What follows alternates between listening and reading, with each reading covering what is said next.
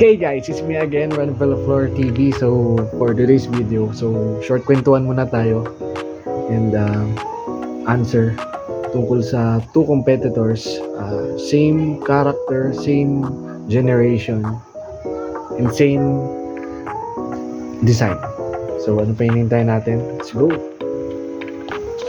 So, marami nagtatanong, yung mga medyo mura na sasakyan, yung mga mid-90s to early 2000s.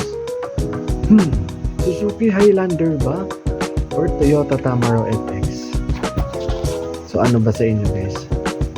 Ano yan? Choice niyo yun guys. Kung saan nyo gusto.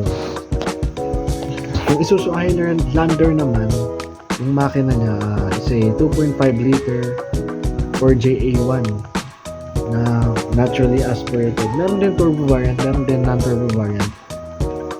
All is diesel engines, very tough,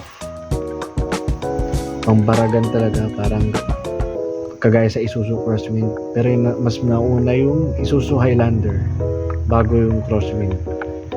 Yung Toyota Tamaro FX naman, it has a diesel engine and a gas engine. Gas engine has a 7K and the diesel engine has a 2C. Not sure kung meron siyang turbo. Medyo ano siya. Kung gusto ko sa FX, para siyang mini Land Cruiser, mini affordable Land Cruiser. Box type, for kahon yung mga headlights, and anything. Isuzu Highlander has a uses softer leaf spring or coil setups depending on the trim. Feels like less bouncy. Ibig sabihin, hindi gano'ng matagtag, no? Ibig sabihin, comfortable. Parang LC300. Hindi, loko lang. Joke lang. Toyota Tamaro FX naman, para siyang built like a truck. Para siyang Hilux. Hindi, sabay sila ng Hilux.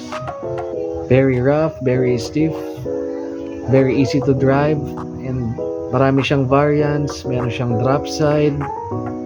Yung mga older models, saka yung FX Darna, kilala yun. Tsaka yung some other country tinatawag yung Tamaro FX na Kijang, something like that. So yun. So para for me, pare silang legendary, pare silang may character, pare silang affordable, and ayun. So pili na kayo guys kung anong maganda sa dalawa na yun. Kung Isuzu Highlander ba for you or Toyota Tamaro FX is for you. So pogi pareho yun. JDM ng buwan. This is Ron Villaflor TV. I'll see you guys in the next video. Sana enjoy kayo.